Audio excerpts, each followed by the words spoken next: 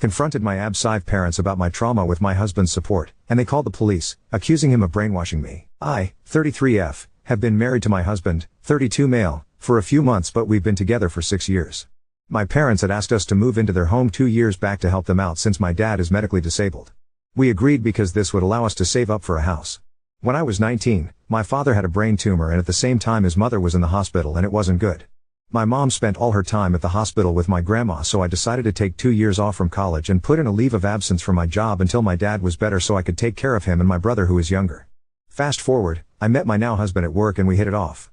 From the beginning, he took it upon himself to take my father to appointments and fix things around the house for them. When we moved in, my husband fixed the house for my parents every day after working 10 hours a day. Anything they asked of him, he did. He fixed the dryer 6 times, he repaired the HVAC system. He is not an HVAC. He took his personal time to learn the basics so our heat would work, and anything else they needed. So now we are married for a few months and have been looking for a home. My mother has been rude and passive-aggressive with him ever since we got married. Some backstory on my childhood.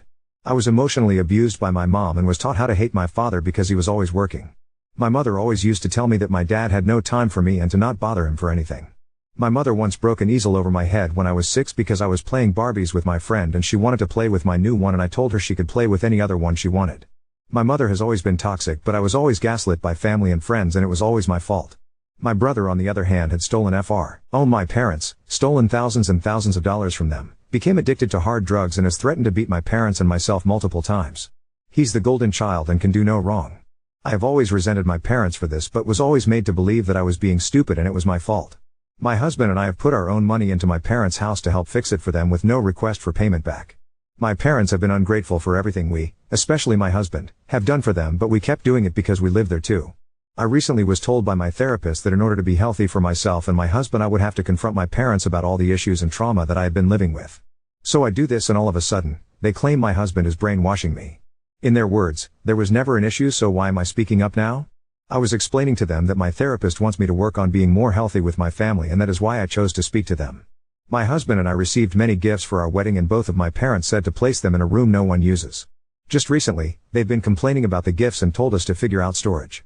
So yesterday, we bought a small shed from Sam's Club so we can place all of our things in it. This is what set my mother off. She said it was her house and we had no right to purchase it. When we tried to explain the reason for it, she started screaming at my husband, telling him he does nothing in the house and we just choose to do whatever we want to do because we are selfish. She also said she wanted us out of her house. I told her we had no place to go and that we needed time. She then charged my husband and went to punch him in the face. My father stopped her and then they called the police.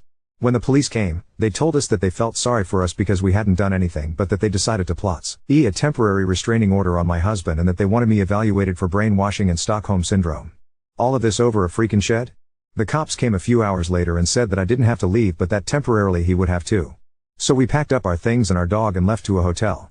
I've been getting messages from family saying that I'm in the wrong and I'm an asshole because I put my parents through hell. I've decided for my own mental health that I need to cut off all toxic family members because my husband and I don't deserve this. Update 1. Hello Reddit friends. For those of you who read my first post, it's been 80 days since I posted it and a lot has changed. My husband and I found a house and will be moving into our home at the end of August. I am currently low contact with my parents only because a lot of our things are in their house. I have already set up a day for the movers to come help me gather all of our belongings, and yes, my parents know we are taking our things. My parents were given no information other than we found a place of our own. My father has ignored me since the situation they caused and basically blames me for it, but then tells my mom out loud he's not mad at me when I'm there. My mother thinks all is well even though I tell her our relationship is the furthest from fine, but narcissistic parents will believe what they want. Once all of our things are out of the house, I'm cutting all contact with my parents and whoever else needs to go.